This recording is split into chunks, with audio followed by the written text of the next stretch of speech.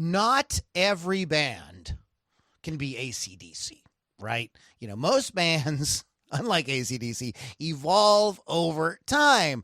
And sometimes we love how they evolve, Metallica, and sometimes we hate how they evolve, Metallica.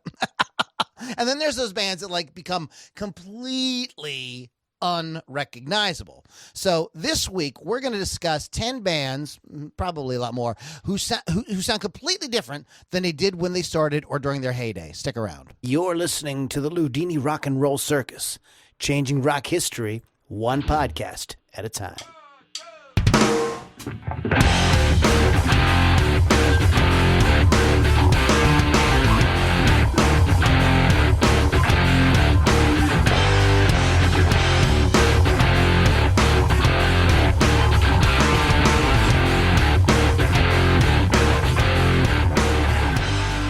All right, everybody, welcome back. It is the Loudini Rock and Roll Circus podcast coming at you live on Facebook.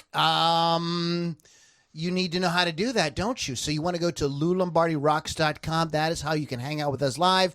We hang out with you guys. You guys throw some crazy comments and questions at us. We'll give shout-outs during the show. It's a lot of fun. So go to LouLombardiRocks.com, and you can get all the information there. From now on, that's the link. Loudini Rocks, Lou Lombardi Rock, I can't talk, LouLombardiRocks.com. It's been a rough life. So as I said at the top of the podcast, we're going to be talking about bands that have like completely like gone nuts and become something completely different. And now for something completely different, I should get that soundbite. You should. Yeah.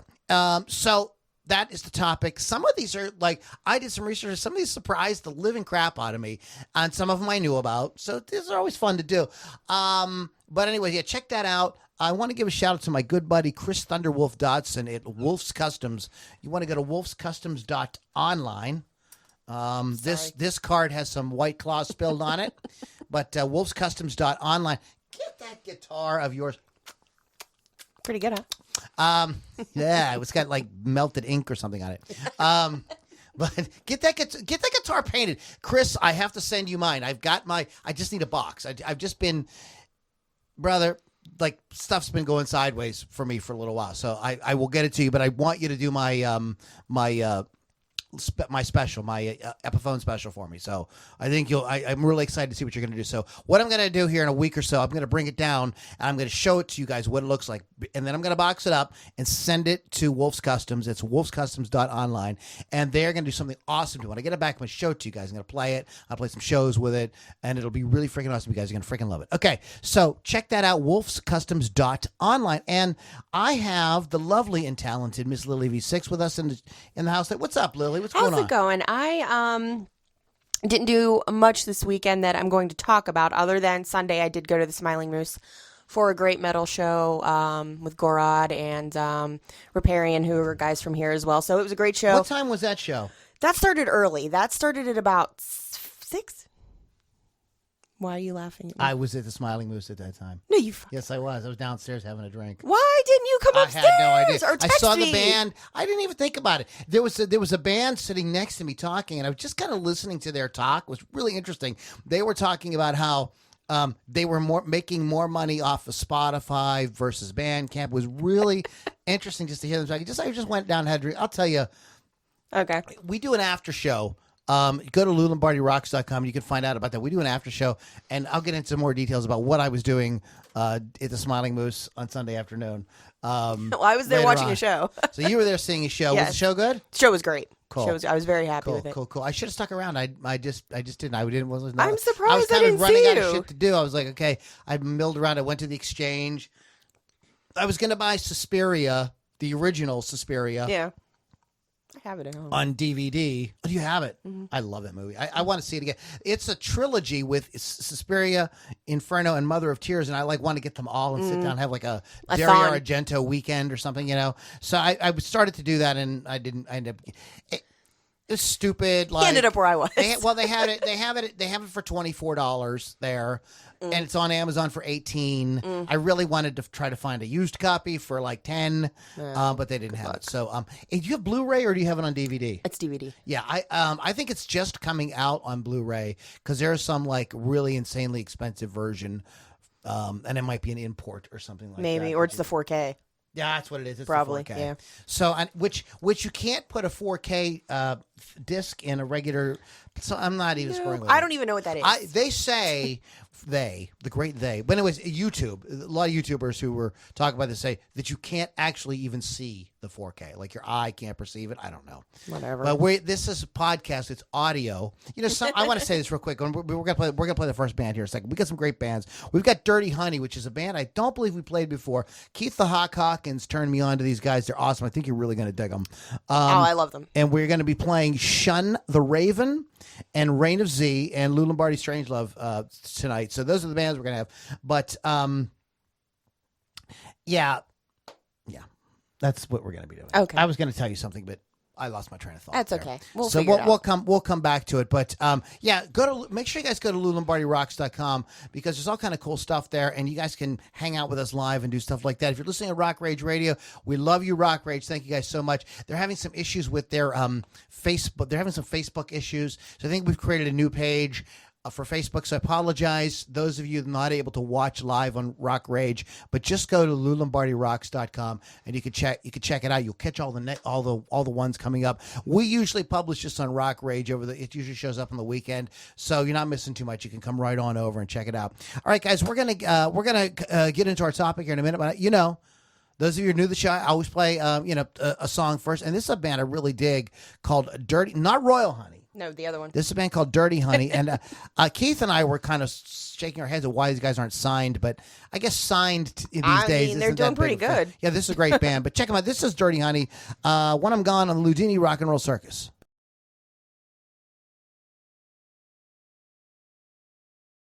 You're going to miss me when I'm gone, Lily. I will. Every day. I will shed a tear. When I moved to Nashville in August. Oh, yeah. You mean where they had the tornado? Yeah. I'm moving to Tornado Town. That is Dirty Honey. We played Royal Honey last week. The reason I didn't play this is I thought it'd be too confusing to tell people like what bands are what. So I held off. I figured we'd already planned to play a Royal Honey. Didn't want to play both. DirtyHoney.com. Simple, easy to remember. And we're going to be playing Shun the Raven here in a little bit.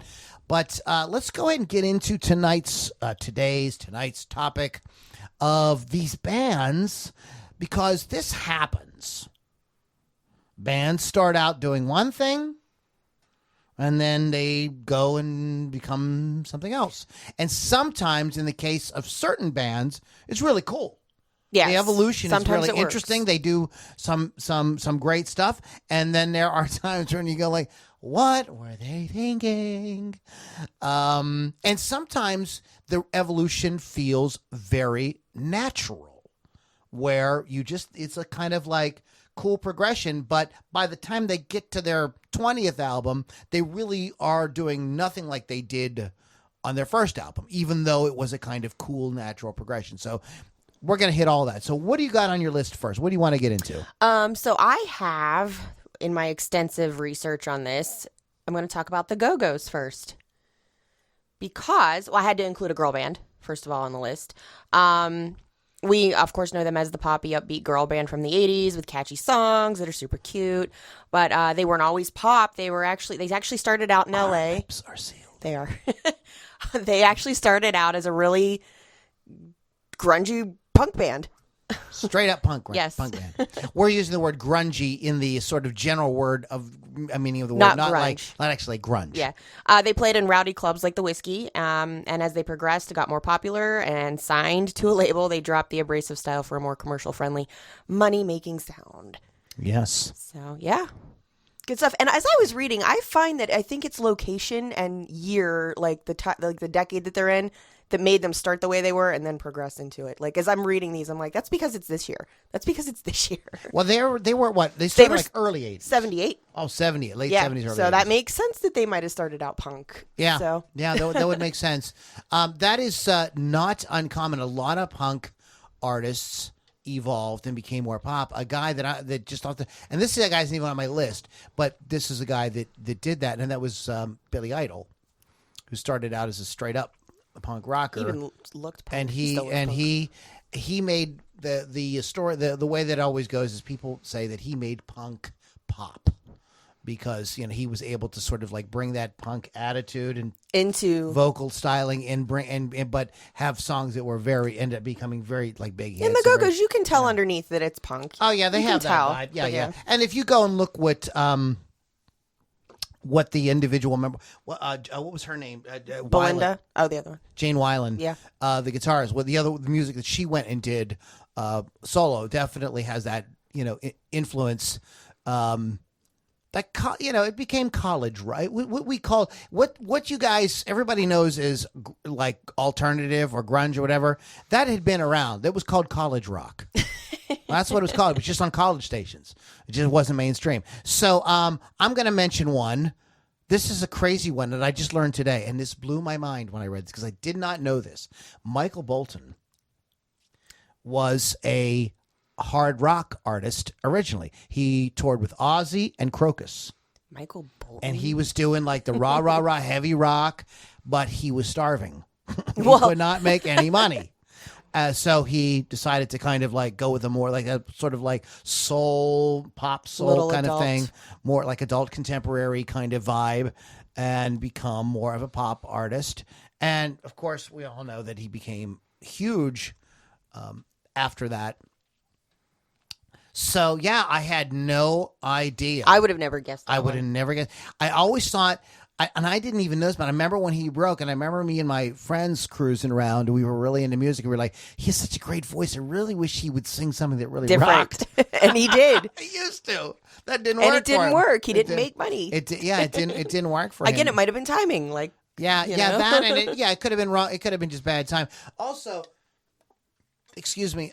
I think a lot of that type of music, correct me if I'm wrong, is usually performed by bands, with the exception of Ozzy and Ronnie James Dio and a couple of people like that who came out of bands. Right.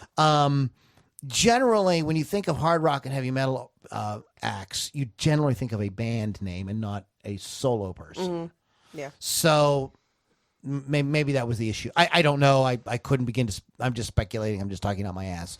But yeah, I did not know that. So I'm sure a lot of you guys didn't know that either. So what do you got? Next on my list is Ronnie James Dio, actually. And I don't know if this one necessarily counts, but I found it to be very interesting. I mean, he started being active in music in 1957.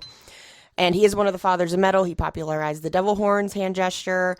He is considered one of the true metal gods. But before all of that, if you dig around on the Facebooks and the YouTubes, you'll find a teenage Dio and friends singing a 3-part harmony to Will You Still Love Me Tomorrow?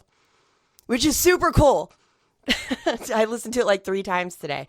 But I feel like his voice could do anything. But obviously, like I said, this one might not necessarily count because it was decades before he became the Dio that we know. It wasn't like a record he put out. No, but he did have his band and they sang this stuff. And I thought that was pretty cool because, again, this is a timing thing. He became active in music in 1957. That's what was popular. That's what he sang before he was metal. Right. So I thought that was pretty cool. That is a big. That shows a giant range.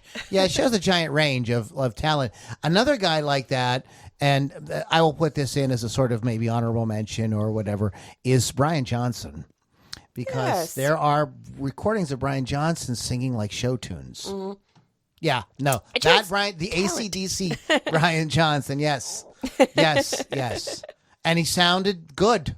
Like he could do that. I mean, that's not my kind of music, but he could do it. He made it work. Yeah, he could definitely do it. It didn't really sound like the way he sounds. It was he was using a different vocal style, but absolutely. So to piggyback off of that, yeah. Now I don't know if you have these guys on your list or not. Are you mostly hard rock and heavy metal kind of acts? Most. Okay, I will not. Then I won't mention these guys because I figured you're probably going to get to them. But I am going to mention R.E.M. Okay. Because this is a band that by the time, they were doing Shiny Happy People and they were these like big hits in the early 90s, sounded nothing like the band from Athens, Georgia that they started out as. But they had this very nice, and Michael sang originally, he would mumble. That's what he did for the first 4 albums. Do you know the song "Can't Get There From Here"? That was a song that was an in between period where that was their first kind of like, it got on the radio, it got on MTV, but the world. Yeah, I'm not into. That's how he sang.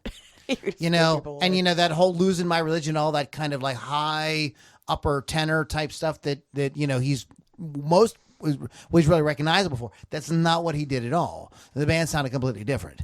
But it was a kind of natural progression. When he kind of came out of that shell, that's really when they kind of exploded and became, much more radio friendly. You could understand what he was saying for the most part. Very interesting. It was a band that I think is very cool for the fact that these guys were in many ways like Metallica in the sense that they did not have, they had a giant following. They were packing shows with really zero radio. Zero. They like Metallica was doing for many years. A lot of bands did that. And they didn't need the radio. They just didn't need it. But, eventually they became big pop stars. But, yeah, and a lot of people don't remember that early stuff, but go back and listen to some of their early records and you'll be like, this isn't R.E.M. No, it is. Go ahead. So on my list I have, I'm getting all the ones I don't really want to talk about out of the way, but the Goo Goo Dolls. They made a name for themselves obviously in the 90s as an alt rock band, and now Goo. And more like an adult contemporary band now, with an attractive lead singer. No, they're not adult contemporary. They sound like it's adult. It's called AAA, Album Adult Alternative. That's what it's called. Crybabies. Anyway. Crybaby. Before they got really popular, they got their start making punk music with titles like "Don't Beat My Ass with a Baseball Bat." So I thought that was interesting. And they were always set on having a weird name because they started out as the Sex Maggots. So they always wanted to have a weird name for their name for people to remember them. But that. I want to be the Sex Maggots. You can't. How about the Sex Magnets? That's not as cool. Okay. But yeah, so they started out as punk. Not so much punk now. They're more kind of. Every time I think of the Goo Goo Dolls, I think of Crybaby music, like the college stations. So there it is. I know. I'm going to counter that. Go. With Fleetwood Mac. Nice. This band, these guys were a blues band. And I remember, because I grew up with the late 70s Fleetwood Mac. Mm-hmm. The Stevie Nicks, Lindsey Buckingham Fleetwood Mac. Mm-hmm. But Fleetwood Mac has gone through multiple incarnations and has been successful multiple times. This is a very unique sort of thing in rock history with this band, because a lot of bands, when that happens, when you lose like the main guy, it's like you're done. Like, you can't recapture anything. But John McVie and Mick Fleetwood were lucky SOBs, man, because first of all, when they started out with Peter Green, they were really great. And you guys know, everybody knows the song "Oh Well," which has been covered by a lot of bands. The Rockets version is the most famous version of it, but a lot of people have done "Oh Well." A lot of bands do it live, even though they don't record it. It's a rock standard. And and Peter Green is in the rock canon as one of the great rock guitar players, but he had mental problems and he had a combination of mental problems and too much acid. And then there was Bob Welsh, and they had hits with Bob Welsh as well. They became a completely different band with Bob Welsh. They totally rearranged what they were doing, and they had hits with him as well. And then they were touring, and then Bob went and joined a cult in the middle of the tour. They were screwed. And and then finally the Fleetwood Mac that we all know with Stevie Nicks and Lindsey Buckingham. But they had hits, and they did. Now that was, of course, the biggest version of the band is with those two characters. But they sound. If you were to go back and listen to the Peter Green Fleetwood Mac, it isn't even it's not the same band at all. Not even close. Now, they were known for playing live. They would, whip out "Oh Well," with Lindsey singing it. Lindsey's a dynamite guitar player as well. Oh, yeah. Yeah, so it's really interesting, and it's unusual for a band to go through that many incarnations and still be able survive. to have success. Like, Van Halen is a kind of, everybody kind of holds them up as a kind of really unique thing. Like they were huge with David Lee Roth and they were huge with Sammy Hagar. But hey, don't forget about Fleetwood Mac did that about 10 years before. So anyways, what we're going to do is we're going to play another song and we're going to come back. This is a band we played a few weeks ago called Shun the Raven, Tale of Two Tales. We're going to come right back on the Loudini Rock and Roll Circus. Please go to LouLombardiRocks.com and that's where you're going to find all the cool stuff and the cool people.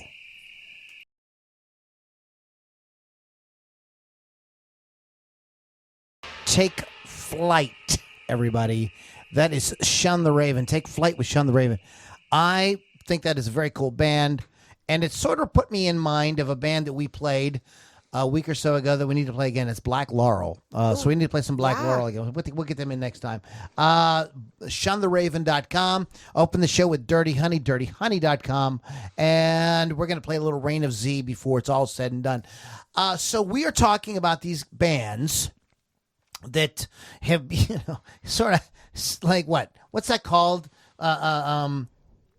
Multiple personality disorder. Who just all of a sudden, we're somebody else now. So whatever that was you liked, we don't do that anymore. We're this now. There's some bands that evolved that still kind of kept their sound, but went in directions that I didn't really like. And one of them for me is Def Leppard. I really want them to go back to like High and Dry and Pyromania and like do that again. But because you didn't like Hysteria. It's not that I liked Hysteria. I'm like, okay, this is cool, but let's get back to rock and roll. But anyway, so what do you got next? Well, I'm actually going to go ahead and mention Def Leppard while you're on that from 1977. And I love Hysteria, so shut up. But they are, like you said, I liked it, but they're literally one of the ones with a split personality. There are people think that there's the reason, oh gosh, I can't even talk. People think the reason is, there's two reasons. One, Rick Allen lost his arm in a tragic Corvette accident, but the band was determined to continue with him. Just get a custom drum kit made, everything's fine, blah, blah, blah. And the other reason is Steve Clark, who was their principal songwriter and lead guitarist, died of a lethal mix of drugs and alcohol in 1991, which sort of tilted the band's sound to pop. So they think those are the two. People think those are the two reasons why they switched. A lot of people feel that, like, Steve Clark was like, all you had to do is look at Steve Clark, and he looked rock and roll. Yeah. You know what I mean? He had the whole slung the Les Paul all the way down his knees like Jimmy Page, had the attitude, kind of like, you could tell he probably spent a lot of time in detention. Yeah, well, yeah. Still, like that look, But they were much heavier. They were like AC/DC. They were like UFO. They were like Thin Lizzy. They were heavier, and they changed. And those are people's reasons. And I would definitely with the Steve Clark thing for sure. Yeah, so those are the two reasons people think that they changed, and they are the split personality of these bands. So. And I don't care because I love their ballad-heavy Hysteria. So shut up. I did too, but like it was one record. Can we please go back to playing rock? Thank you. I know. Because now you've got a whole record. You can go out on tour and you can play rock till you drop, and you can play all these awesome songs from High and Dry and all these songs, and then you can mix in this cool ballads, and it would be like a great thing. But now it's like ballad, and then it became Night Ranger. Which is a band that like really disappointed me because Don't Tell Me You Love Me is that's such a good song. That's really great, and the guitar work on that, and it's a great song. It's a great riff. Everything about it is awesome. And then they've talked about this. They talked about how Sister Christian killed their career. Like. Then that's all the record label wanted them to do was like ballads. Can you guys do more ballads? Can you do more ballads? They made a lot of money off of that. And they've talked about it. They said it was a mistake. They've regretted what they've done. They tour now. Jack Blades is with them, and Brad Gillis. Jeff Watson's not on guitar anymore. He's got his own thing going on. But I saw them twice last year, and they didn't play all the norms, which I thought was cool. Rock and roll. Yeah, that's what they like to play. They're like, we are rock musicians.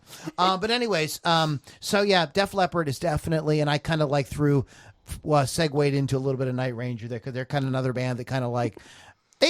These bands didn't completely change. No. They just split the personality. But I'm going to bring up somebody. Are you going to talk about Scorpions? No, you can talk about it. Okay. Scorpions, this is a band that sounds nothing like how they started. They were more of a psychedelic progressive kind of thing. Uli Roth is a kind of a I love him. Yeah, it was kind of like an Yngwie. He is a lot. He is like a lot like a precursor to Yngwie. And I'm not sure if Yngwie cites Ritchie Blackmore a lot as an influence, but I really think that Uli Roth is an influence on Yngwie. It was a totally different band sound, and Michael Schenker was in the group at that time too. Just a totally different thing, and it really took them a while. They bounced around a lot before they really settled on that like "Rock You Like a Hurricane" type thing that became their signature. The Zoo and all the songs that they did that became really so big. And they developed this kind of sexy, sultry kind of not sultry, but this kind of sex. It's sultry. Yeah, it's kind of like it's like it's getting busy music. Stripper music. Yeah, for rockers. All right, it's not getting. It's not like the Luther Vandross getting busy music, but it's getting busy music like for rockers. For the chicks who wore the jean jackets, you know what I mean? And I have a jean jacket. You know what I mean? Had the feathered hair. If you were trying to get with one of those girls, you'd put on a Scorpions record. Those girls didn't want to hear no Luther Vandross. They wanted to hear the Scorps. And you can still in Pittsburgh today. You can turn on the electric lunch crunch. You can turn on the electric lunch and you're say, Michelle, can you guys go get some Scorps on for lunch? And that's what they call them in Pittsburgh. They call them Scorps. We do. Hey, Scorps are coming down. You can get down Starlight these Scorps. Nobody knows what Star Lake is anymore. I think the reason we don't make any money in this podcast is because I make too many Pittsburgh jokes. And nobody can, and it doesn't translate. It doesn't translate to people like in Germany. All right. So anyway, the Scorps are on my list. Scorps. Sorry. The Scorps. Not the Scorps. Scorps. Hey, Scorps. Oh, get down there and hear Scorps. I hate you. It's your fault. You're the one that talks Pittsburgh. We're gonna do a shot. We're gonna do a shot, and you can't. We'll do the shot after I talk. It's Sunday, and you're in church. Blah blah. We're going to talk about Pantera before we do a shot. Oh, yeah, this is a good one. Do some Pantera. Hey, Michelle, can you do some Pantera before you do short there? Little 1981 action there. Before this band was the Texas metal band that we all know and love. If you dig far enough into their beginning, you'll see that they started as a hair metal band. Yep. That sang songs about magic in outer space. So, yay. They had a different singer at the time, but the core of the band was the same, Vinny and Dimebag. So, they were hair metal. They changed from hair metal to whoosh, heavy. Yeah, they did that like for the better. Heavy groove metal. For the stuff. better. I really liked, man. That Cowboys from Hell record. That's that's my favorite. That's off the freaking hook. So that's one of the ones I had was like whoosh, like this. Someone on here mentioned we should talk about Van Halen because of the total 180, but I don't know. Yeah, what do we got? Who's what? Let's get shout outs. Yeah. Now that you talked about it. All right. So Bill we're an hour and 20 minutes in. I mean, we're 40 minutes in. We haven't done shout outs. Bill Damiano, we love you. Chris Thunderwolf Dodson, and Richard. We love you. Billy Altman, you're the greatest. James Conway, you're awesome. Norman's rare guitar T-shirt.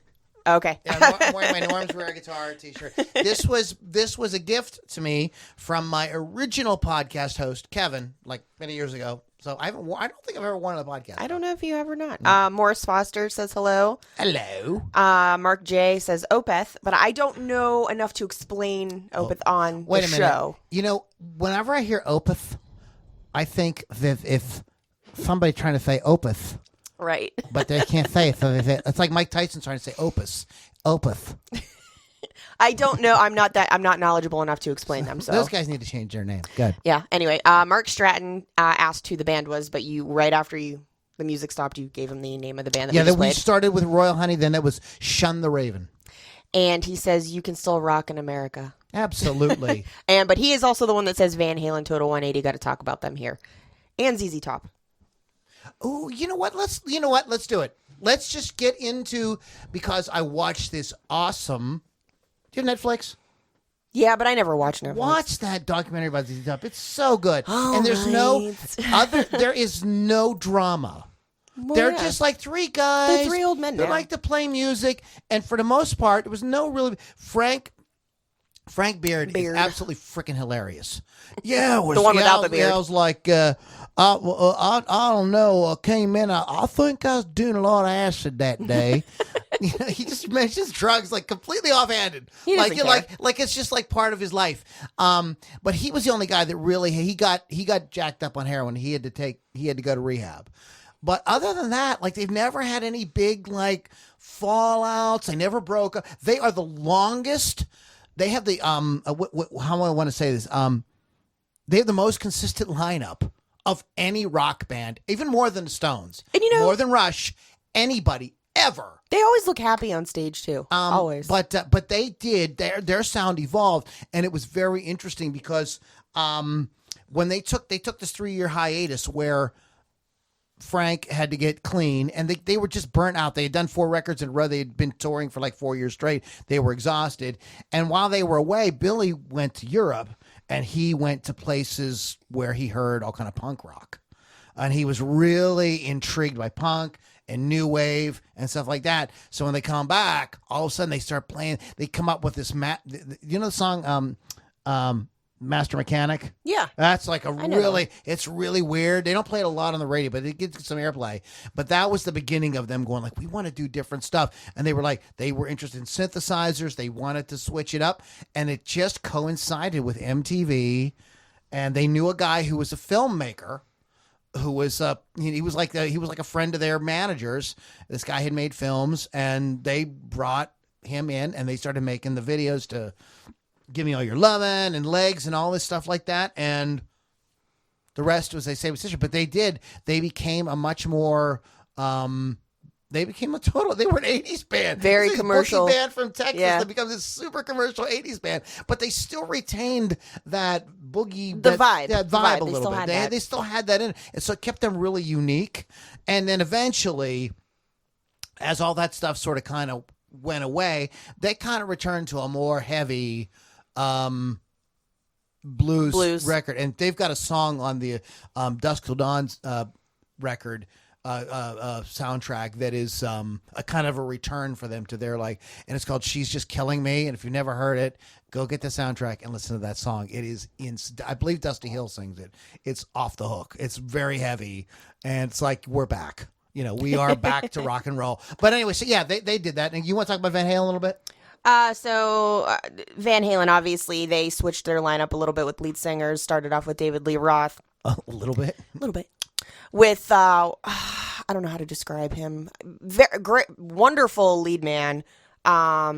More sort of like in-your-face rock and roll sex, basically. And then when we got to Sammy Hagar, I don't even remember the years now. Oh my gosh. They switched over to Sammy Hagar. He did a lot more ballads, but his voice is just amazing. He was in Montrose and tons of other bands, and I can't even get into this because this is a whole podcast by itself. Right. And we have done I would refer you guys to our podcast on this. We did a podcast Van Halen versus Van Hagar.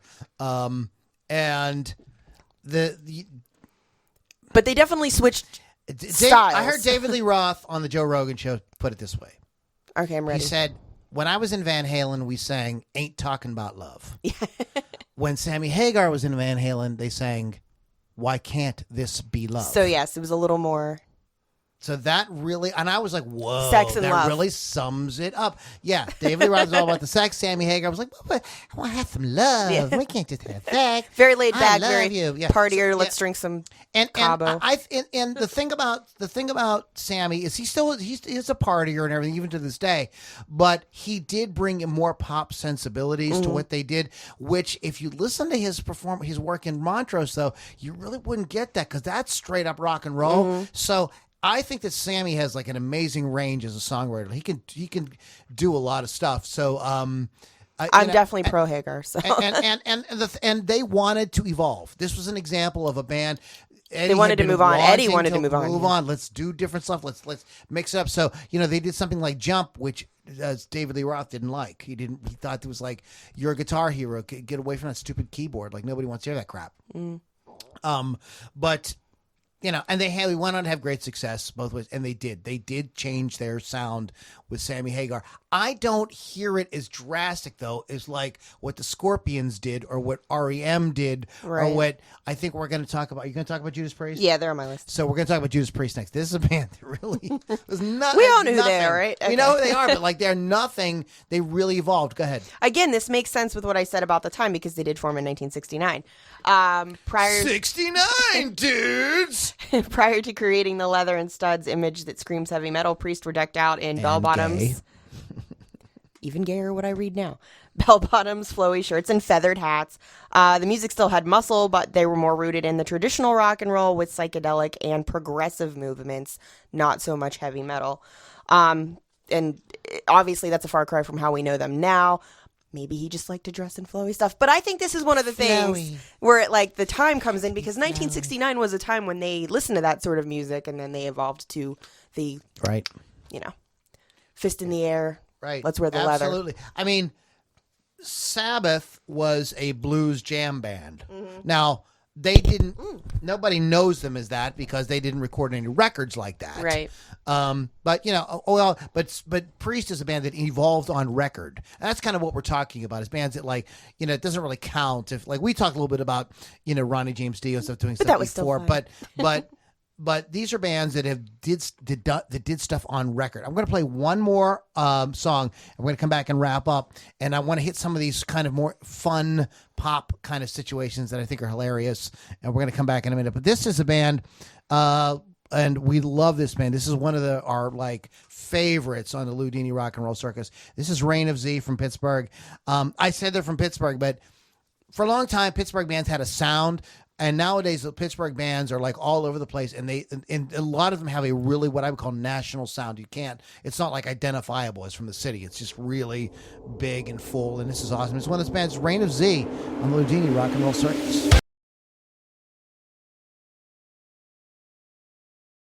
Our good friends, Reign of Z, on the Loudini Rock and Roll Circus. Fantastic.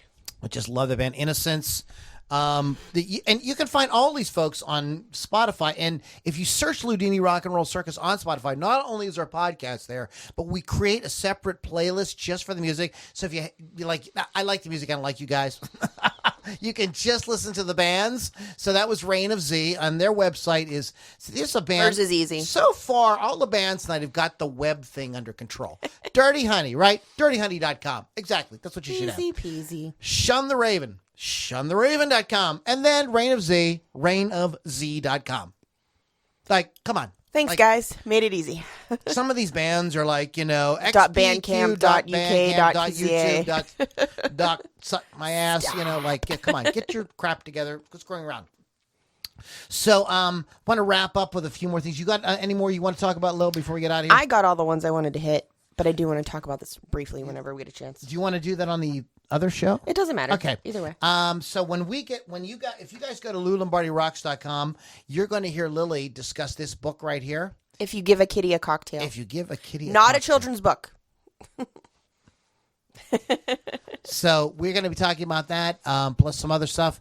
So go to LouLombardiRocks.com. A couple I want to mention here. They're just kind of fun, funny things. For Linkin Park. As a band that really completely changed their sound by the end. We mentioned Judas Priest. Kings of Leon. I bought the second Kings of Leon album. It's a double record. And it's completely and it's really garage rock, really in your face, really rough singing and everything.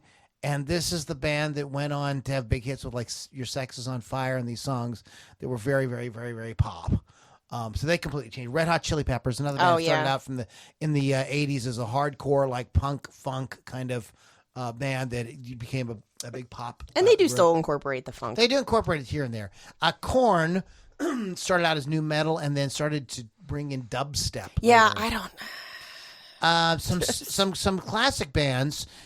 What a lot of people remember the Bee Gees for the Saturday Night Fever soundtrack and Barry Gibb singing all that high falsetto stuff. Well, none of that was there when they had big hits as more of a kind of beatle-esque pop kind of group. David Bowie was doing the Monkees type stuff before he was David Bowie. David Bowie changed like every record. I know, he changed like every 5 minutes. Yeah. He was like schizophrenic. This is an interesting fact as I was doing my research today. Iggy Pop started out as a blues drummer. He played with some very famous blues artists. That makes sense to me. And he was a drummer. The Beastie Boys started out as a punk rock band. None of that hip hop stuff, that like rap stuff that they ended up doing. They weren't doing any of that. And then finally, I think there's one more here. Sepultura started out, became more progressive as they went on, more refined kind of sound. But the band, the last person I want to mention is, I'm sorry guys, is not rock at all. I just want to mention this because I think it's hilarious. Katy Perry started out as a Christian singer, and now she's all dirty and stuff in her songs. Yeah, and her name was, it was Katy something else. It wasn't Katy Perry. It was something else. But she had but she was like, she wanted to do what kind of Amy Grant did. But she took it like a lot farther. So very interesting. Catherine Hudson. That was it, Catherine Hudson. Started out as a nice, Christian, Oh, yeah. Now she's shooting rockets out of her boobs. Well, whipped cream. Lily, what do you shoot out of your boobs? Nothing, and I'm mad about it. All right, guys, you've been listening to Loudini, Rock and Roll Circus. Please go to LouLombardiRocks.com. That's where we're going to find all about our awesome community, all the stuff about the podcast, as well as some great music. So go to LouLombardiRocks.com. We are going to be doing our after show here in just a couple of minutes. Lily, what do you got? I know you have stuff going on. You have your own show. What's going on? Please tune in on Thursdays to Hot Licks with Lily 6 on Rock Rage Radio, 6 p.m. Eastern Time. You can download the app for free on your smartphone or just go to rockrageradio.com. I don't have any exciting interviews this Thursday to listen into. I do have some new music, though. But in the next 2 weeks, I will also have some good interviews to share with you. So, all right, guys, thanks so much for hanging out. Shout out one more time to Rock Rage Radio. Thank you guys so much. Go to rockrageradio.com, download the app, and you can hear great guitar-driven rock like 24/7, as well as our shout-out to our sponsor, Wolf's Customs. Go to wolfscustoms.online. Get that custom paint job done on your guitar like now. All right, guys, have a great week. Shout-out to Dirty Honey, Shun the Raven, and Reign of Z, Lou Lombardi Strains. I will catch you guys on the next Loudini Rock and Roll Circus.